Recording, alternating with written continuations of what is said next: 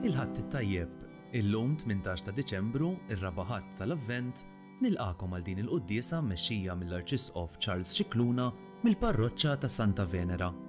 Jikkonċelebraw il-Kappillan Dun Mori Sabela, Dun Joe Falzon u Dun Jurgen Kuċċardi.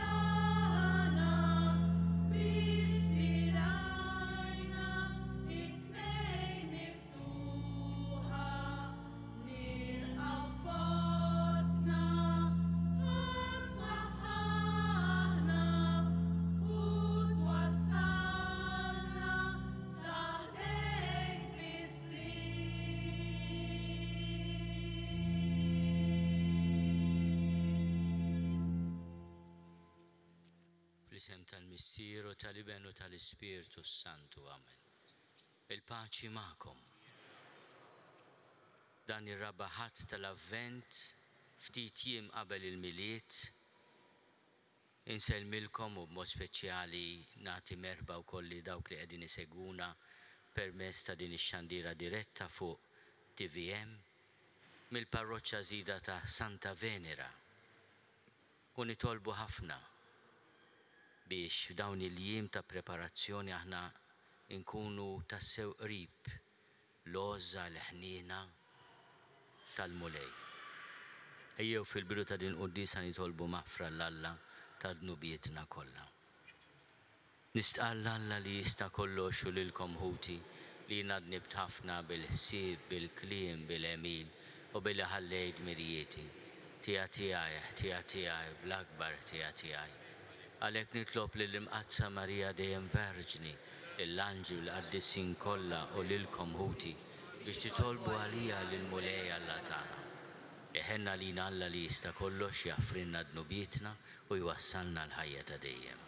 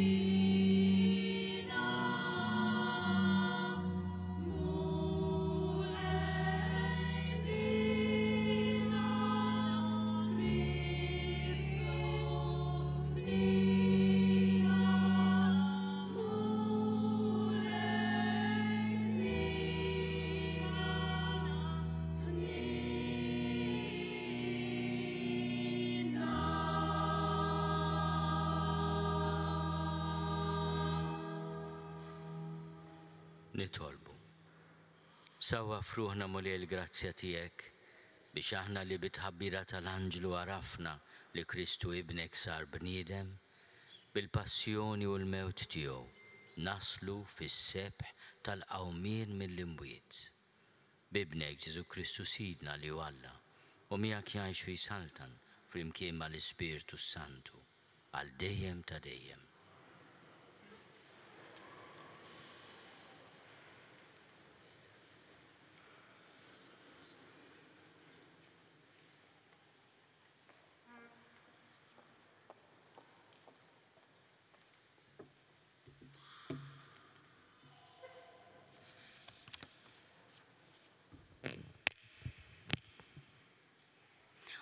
Qari mill-ktieb tal-profeta Iżajja. F'dak iż-żmien, il-mulej is-sokta jkellem lill-Aħas u jgħidlu: Itlob sinjal għalik mingħand il-mulej Alla tiegħek f'qiegħ l-art jew fl-għoli ta' smewiet. U Aħas wieġeb: Ma nitlobx, ma rridx nittanta lill-mulej. U l-profeta wieġeb: Isimgħu mela, dar David, mhux biżżejjed għalikom li tkiddu lill-bnedmin biex issa se tkiddu lill-Alla tiegħi? Għalhekk is-sinjal jagħtilkom Sidi stess. Araw, ix-xebba titqal u tilgħet iben u semmih Immanuwel, il-kelma tal-mulej. Għas-Salm responsorjali jgħidu ħajjidħol il-mulej u s-Sultan tal-Glorja flimkien. Tal-mulej il-art u kull ma fiha, id-dinja u kull ma jgħix fiha. Għax hu fuq l-ibfra waqqfa u fuq ix-xmajjar fis-sod qiegħda flimkien. Ħajjidħol il-mulej u s-Sultan tal-Glorja. Min jista' jitla' fuq l-għolja tal-mulej? Min joqgħod fil-post imqaddes tiegħu?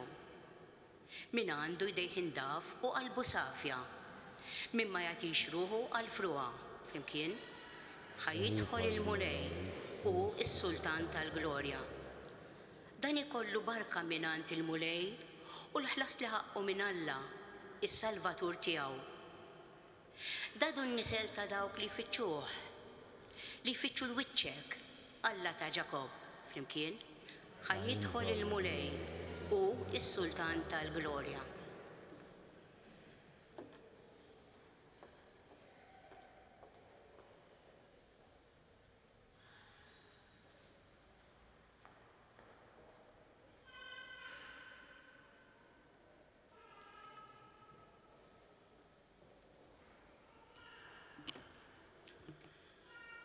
Bidu tal-ittra ta' San Pawl Apostlu lir-Romani. Pawlu għaddej ta' Kristu Ġesu imsejjaħ biex ikun apostlu maħtur għall-Evanġelju ta' Alla. Dan hu l-Evanġelju li Alla kien wiegħed permezz tal-profeti fil-Kotba Mqazza dwar Ibnu Ġesu Kristu Sidna li skont it-tnissil tal-ġisem twieled minn nisel ta' David u skont l-Ispiritu Santu ġie rivelat bħala l-iben ta' Alla b'kull qawwa permezz tal-qawmien mill-imwiet. Bih aħna rċivejna l-grazzja tal-appostolat biex inwasslu għall-obbedjenza tal-fidi il-bnedmin fost il-ġnus kollha għal ġieħ ta' ismu. Fosthom tinsabu intom ukoll imsejħin biex tkunu ta' Ġesu Kristu. Lil maħbubin kollha ta' Alla li jinsabu Ruma imsejħin biex ikunu qaddisin. Grazzja lilkom u slim mingħand Alla Missierna u Sidna Ġesu Kristu.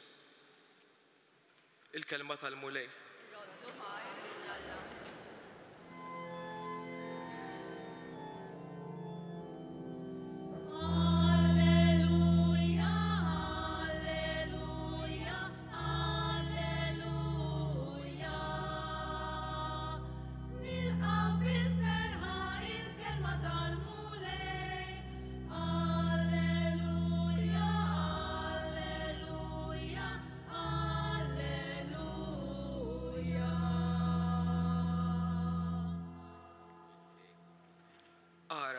Ix-xebba tnissel u jkollha iben u jsemmuh Immanuel Alla magħna.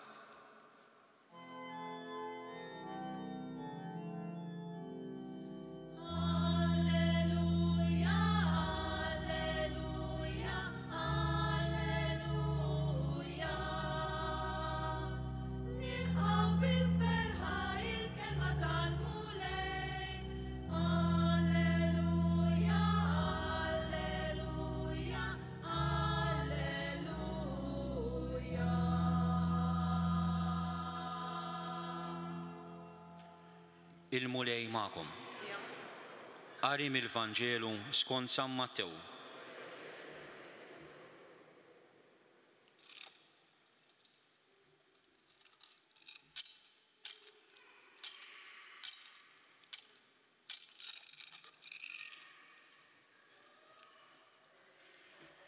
It-tnissil ta' Ġesu l-Messija sar hekk. Ommu Marija walli tarset ma' Ġuseppi qabel ma marru joqogħdu flimkien, saret bil-ħidma tal-Ispiritu Santu. Żewġa Ġuseppi li kien raġel ġust u ma rridx ixandara quddiem kulħadd għamel ħsieb li jibgħatha bil-moħħbi tan-nies. Meta kien għadu qiegħed jaħsibha derlu anġlu tal-mulej fil-ħolm u qallu: Ġuseppi bin David, xejn la tibsa tieħu għandek lil martek Marija, għax dak li tnissel fiha ġej mill-Ispiritu Santu. Se jkollha iben u inti issemmih Ġesu għax hu jsalva l-poplu tiegħu minn dnubietom. Dan kollu ġara biex iseħħ dak li kien qal il-mulej permezz tal-profeta meta qal: Ara, ix-xebba tnissel u jkollha iben u jsemmuh Immanuel li bil-sinna jfisser Alla magħna. Ġuseppi meta qam għamel kif ordnalu l-anġlu tal-mulej u ħalli l-martu għandu. Il-kelma tal-mulej.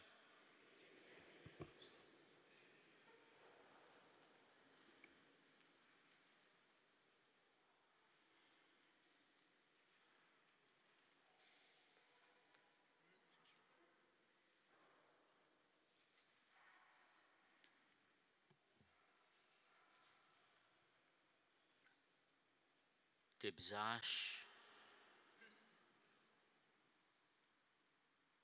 tieħu għandek lil Marija. Din hija l-istedina li l-anġlu tal-mulej jagħmel lil Ġuseppi ta' Nażaret. Hija stedina biex jagħmel kuraġġ f'sitwazzjoni ta' diffikultà kbira. L-arrusa tiegħu Marija ħarġet ilha u jaf li mhuwiex il-missier.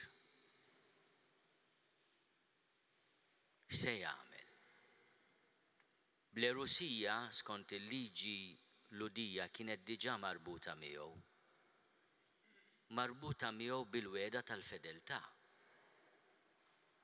Il-fatt li għandha wild ta' ħaddieħor ipoġġi quddiem dan ir-raġel ġust problema, dilemma kbira, se nagħmel.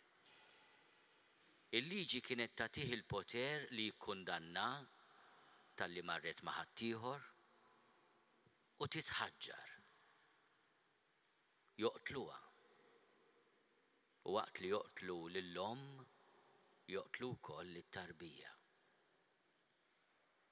U Giuseppi mill-qalb ġusta tiegħu mimlija mħabba. Mingħajr ma jidirlu l-ebda anġlu, jieħu deċiżjoni ta' raġel ġust li kien. Lil din il-mara li għandha tarbija mhux minn tiegħi ta' ħaddieħor, mhux se nikkundanna għall-mewt. Insalva lilha u lit-tarbija. Imma intellaqa bil-moħħbi tan-nies. Mhux se numilja. Illa la marret ma' ħaddieħor mhux tiegħi. Hawnhekk diġà naraw il-kobor ta' San Giusepp. It-deċiżjoni tiegħu li ma jkunx kompliċi mal-kundanna għall-mewt, la tal-omm u lanqas tat-tarbija, imma jsalva tnejn. Imma l-mulej jixtiequ jagħmel xi ħaġa oħra. Jixtiequ li lil din l-omm u lit-tarbija tagħha jilqagħhom għandu. Għax Marija hija martu, marsa miegħu imwiegħda lilu. U t-tarbija veru mhux ta' Giuseppi. Il-Vanġelu stess mal-ewwel jgħid saret omm bil-ħidma tal-Ispiritu Santu.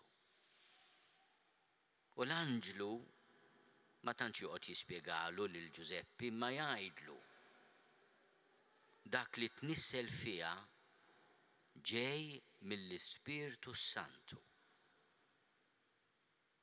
Jgħidlu wkoll li se jkollha tifel, se jkollha iben. U jagħtih ukoll poter fuq dan it-tifel, jgħidlu inti issemmih Ġesu għax il-missier jagħti l-isem skont il-liġi ludija fit-8 jum kif se naraw fl-ewwel ta' Jannar.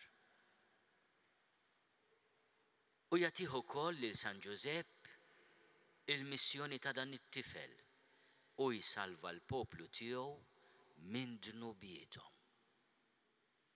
Fi ftit kliem il-mulej jara fil-Giuseppi l-identità tat-tifel, l-isem li jrid jagħtih, għax l-isem magħżul għal dan it-tifel Ġesu Jexuwa. Ifisser Alla isalva. U jikkonferma li hu dan it-tifel mhux biss għandu l-isem ta' Ġoswe, għax Ġesu Ġoswe l-istess isem. Lider kbir tal-poplu ludi, imma se jagħmel dak li jfisser ismu, isalva il-poplu tiegħu minn dnubietom. Se jsalva lili u lilek, isalva lili u lilek minn dnubietna. Tibżax, tilqa' għandek, tieħu għandek lil Marija. Dan huwa il-kliem li jistieden lil kull wieħed waħda minna din l-aħħar parti tal-istaġun sabiħ tal-Avvent. U nistgħu nifhmu għaliex l-ewwel qarja tina l-profezija sabiħa ta' Iżajija li il-Vanġelu stess jirrepeti. Dan kollu ġara biex iseħħ dak li kien qal il-mulej permezz tal-profeta Iżajija meta qal ara ix-xebba tnissel u jkollha iben u jsejmuh Ejmannuel. tajdu li ma jgħidx isemmuh Ġesu. Għalina Emanuel isu il-laqam li l-profeta jagħti lit-tifel ta' din ix-xebba. Għaliex ukoll din hija l-missjoni ta' Ġesu ta' Nażaret, it-tifel ta' Marija ta' Nażaret, li quddiem il-liġi mill-nissa l-qudiem huwa t-tifel ta' Ġuseppi wkoll. Tantu hekk li quddiem in-nies il-Madonna li Ġesu kienet tgħidlu missierek u jien. Għax quddiem il-liġi, quddiem il-poplu, Ġuseppi jsir il-missier legali ta' Ġesu. U jifhem Ġuseppi li għandu din ir-responsabilità kbira ta' ħarsien mhux biss tal-om imma tat-tarbija u tal-missjoni tagħhom. U dan il-laqam li jagħti il-profeta Iżajja lit-tarbija tfisser l-istil ta' Alla magħna, Alla magħna. Alla jimxi magħna billi jkun magħna, fostna. U għalhekk fl-avvent nirrepetu dak l-innu sabiħ, ejja fostna. Għalhekk ukoll id-dixxipli ta' Emmewsi Ġesu jgħidulu ibqa' magħna, ibqa' magħna. Aħna f'dan il-jum qaddis tar-rabaħat tal-avvent nitolbuh lil Ġesu. Jibqa' magħna, jkun għalina Emanuel, Alla magħna. Għaliex? Għax għandna bżonnu li salvana. Sinjur Alla, jiena għandi bżonnok. Għandi bżonn li salvani. Qed nieħu pjaċir li f'din il-parroċċa żgħira għandkom statwa ħelwa ta' San Ġorġ Preka bil-bambin fideh. Qegħdin fil-parroċċa fejn Dun Ġorġ Preka għex l-aħħar xhur ta' ħajtu u fejn miet ftit il-bogħod minn hawn. U miet propju fil-festa ta' Santa Venera fis-26 ta' Lulju li taħbad ukoll il-festa ta' Sant'Anna. Propju il-mulej batu fil-parroċċa ta' Santa Venera u sejjaħlu fil-festa ta' Santa Venera fis-26 ta' Lulju 1962. Ejjew nitolbu l-interċessjoni ta' Dun Ġorġ li fil-qalb tagħna tidħol persważjoni kbira, mod speċjali f'dan il-mument tal-avvent, dik it-talba li għallimna u li tant kien jirrepeti bil-qalb Dun Ġorġ.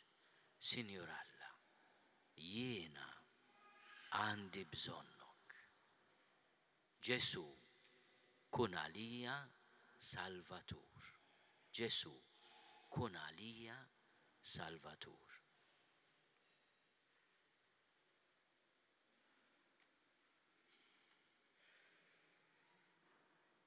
Jina nemmen falla wieħed il-missier li jista' kollox li ħalaq is-sema u l-art.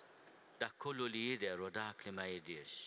U f'mulej wieħed Ġesu Kristu iben waħdini ta' Alla, imnissel minn missier qabel kull żmien. Alla minn Alla, dawl minn dawl. Alla veru minn Alla veru. Imnissel mhux magħmul, natura waħda mal-missier u bih sar kollox.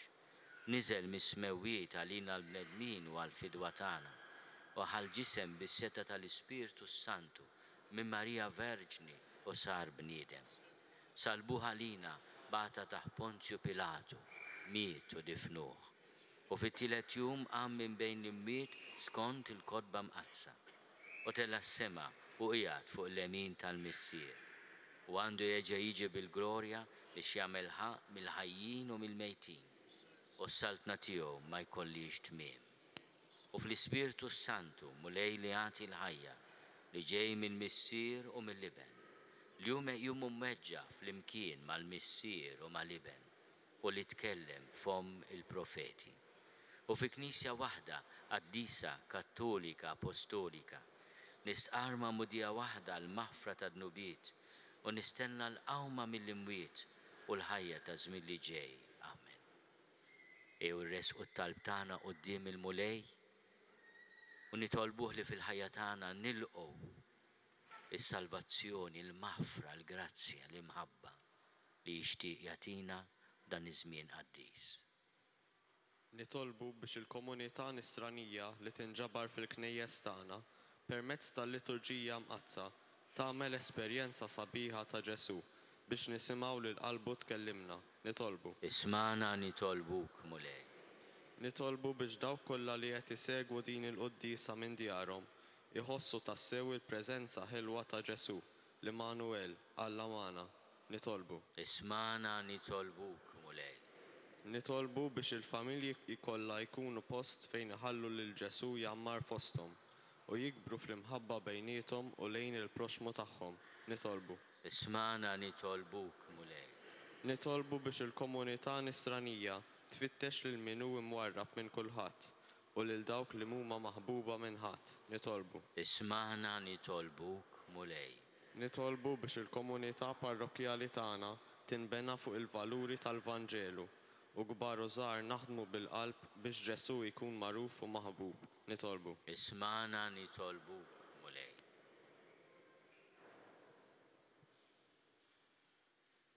Nitolbuk mulej tilqa' talb tagħna u tagħtina l-grazzja li f'ħajjitna nilqgħu lil Marija li hija ġġor magħha lil bina Ġesu l-Emmanuel. Int li tgħixu s-saltan għal dejjem ta' dejjem. Issa ħanbirku l-bambini. Mela tfal koll li ġabu xi bambin magħhom ħajjiġu quddiem il-presbiterju quddiem l-artal ħalli Monsignor jisqof ibirek daw ix-xbijat ħelwa ta' Ġesu bambin.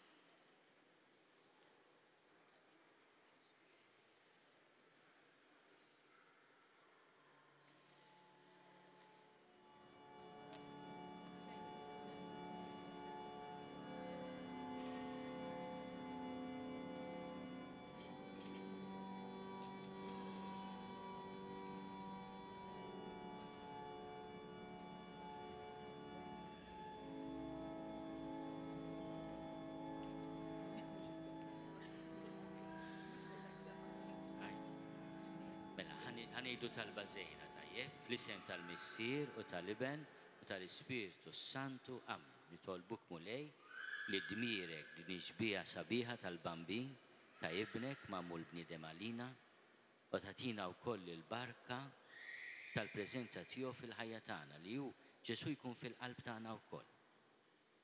Issa ħanejdu t-talba li għallimna San George Beck għajdu warajja. Sinjur Alla, jiena għandi bżonnu. U sa ngħidu talba l-Ġesu bambin. Ġesu bambin, għamel li dejjem inkun ħabib tiegħek. Tal-Iben, tal-Ispiritu Santu. Sa ħanbirek, issa jekk jolqotkom ftit il-manbirek, all right? Kunu bil-qalb, kunu berki. Sellu li għal-familji ta'kom u koll. Għatu għom ċabċipa li tfal.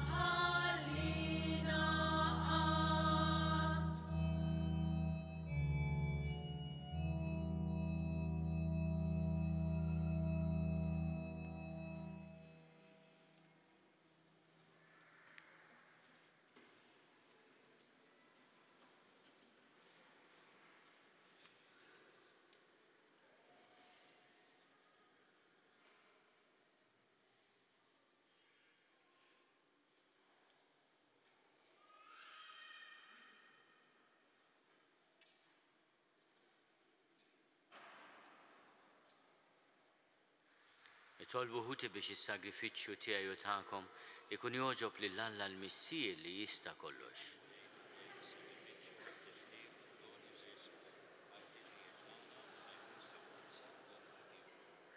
Nitolbuk mulej li dawn l-offerti li aħna ġibna fuq l-artal tiegħek jitqazzu mill-Ispirtu Santu li bil-qawwa tiegħu fil-ġuf ta' Marja Verġni tnissel ibnek Ġesu Kristu Sidna li jgħix u jsaltan għal dejjem ta' dejjem. Il-mulej magħkom. Nerfgħu qlubna l fuq. Niżuħaj lill-mulej Alla tagħna. Sewa u xieraq tas-sew mulej missier qaddis Alla ta' dejjem li tista' kollox. Tajjeb u taġi tas-salvazzjoni tagħna li dejjem u kullimkien inrodulek ħajr bi Kristu Sidna. Li lu ħabbru l-profeti kollha fix-xandir tagħhom. L-Om Verġni stennietu bl-akbar roża. Ġwanni ħabbru b'tifħir meta qorob u wrieħ meta wasal. U qiegħed jagħtina li bil-ferħ nitħejjew għall-misteru ta' twelid tiegħu biex insibuna nisru u nitolbu u nitennew fit-tifħir tiegħu.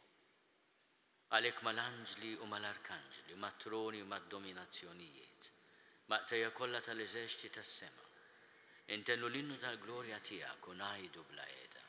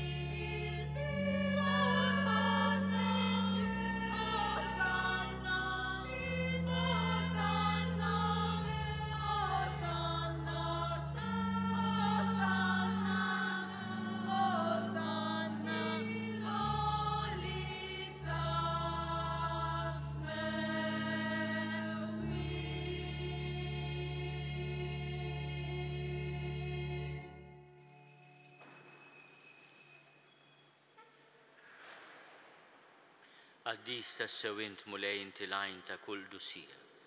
Għaddis għalhekk nitolbuk dawn l-offerti bil-barka tal-Ispirtu tiegħek biex isiru għalina l-ġisem u d-dem ta' Sidna Ġesu Kristu li meta kien se jingħata biex minn rajħibati ħal-ħobs ratti l-ħajr qasam ta' id-dixxipli tiegħu u qal: ħudu u kulu l-koll minn dan għax dan huwa ġismi li jingħata għalikom.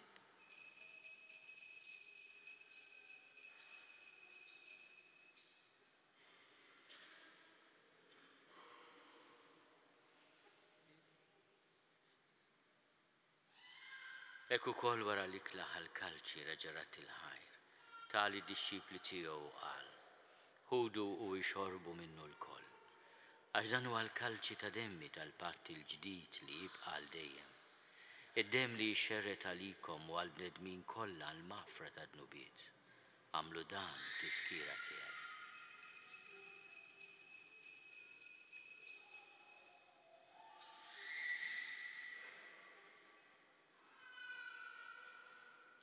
Dan hu l-misteru tal-fidi.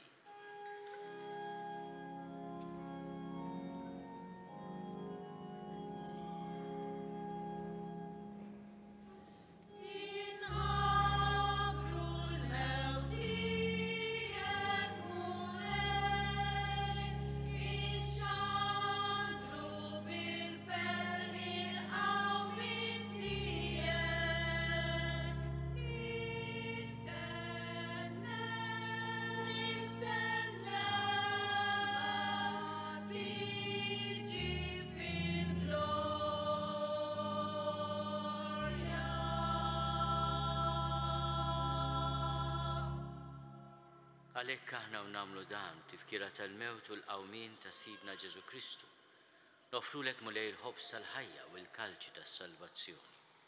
U rrodulek ħajra xoġbok tilqana un qudiemek biex naqduk. U meċċo kontana nitolbu li l-Ispirtu Santu jaqqadna f'ġisem wieħed, lilna li nieħdu sem il-ġisem u d-dem ta' Kristu. Ftakar mulej fil-Knisja tiegħek imxerda mad-dinja kollha. Wettaqa fl-imħabba flimkien mal-Papa Franġisku. Miegħi għaddej tiegħek mingħajr ma jistħoli. Mal-Isqof Joseph li qed jgħinni, mal-Isqof Anton u mal-Ministri tiegħek kollha. Ftakar ukoll fħutna li raqdu bit-tama tal-qawmien. Ftakar fil-mejtin kollha. Daħalhom qudiemek fid-dawl tas-seb tiegħek. Ħenna lina l-koll nitolbu, kati lilna wkoll il-wirt tal-ħajja ta' dejjem.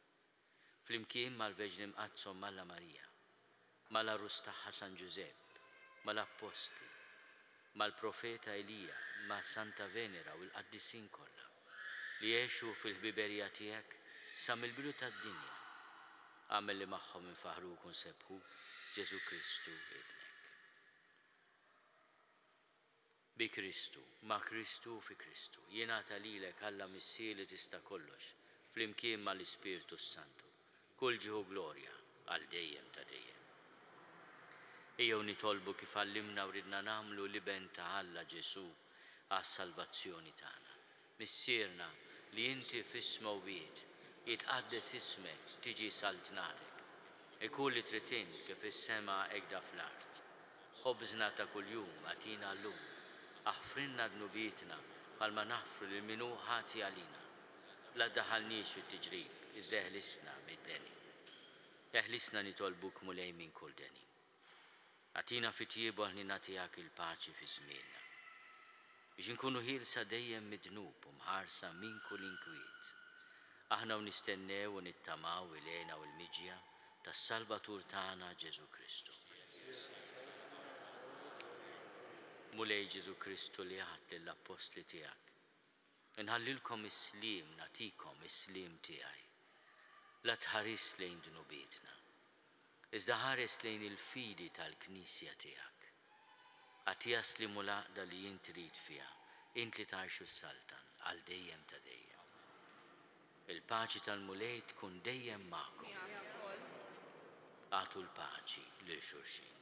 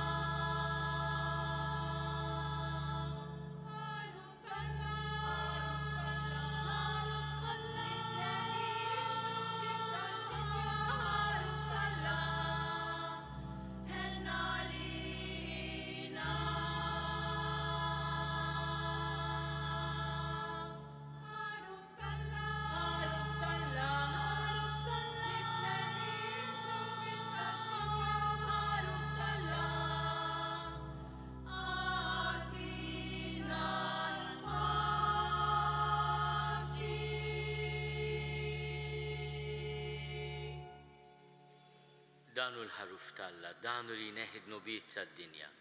Ħenin dawk li huma mistiedna l-ikla tal-ħaruf. Mulej ma jistoqlix li tidħol taħt is-saqaf tiegħi, iżda biss kelma waħda u ruħi tkun infejha.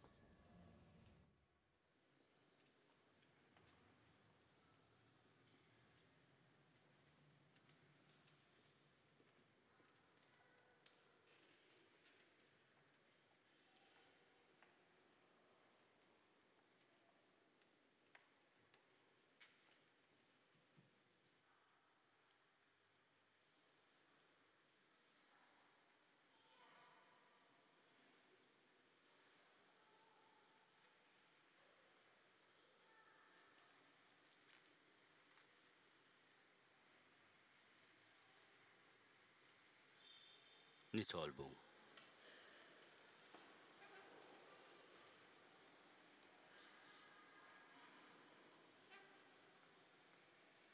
U Alla li tista' kollox aħna tqarbinna bil-ħobs tas-sema li urran tal-fidwa ta' dejjem, nitolbuk li aktar ma joqrob il-jum tal-festa tas-salvazzjoni tagħna, aktar nikbru fir-rabta tagħna miegħek biex niċċelebraw kif jixraq il-misterju tat-twelid ta' ibnek Ġesu Kristu Sidna li għajx u jsaltan għal dejjem ta' dejjem.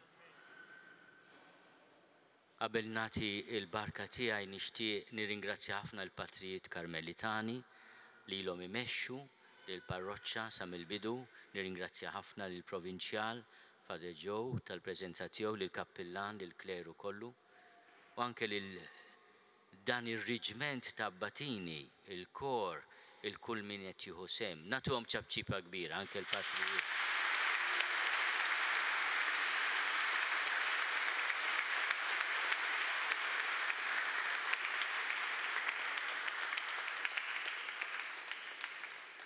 Il-mulej ma'kom, iberikkom Alla li jista' kollox, il-Missier u l-Iben u l-Ispirtu Santu.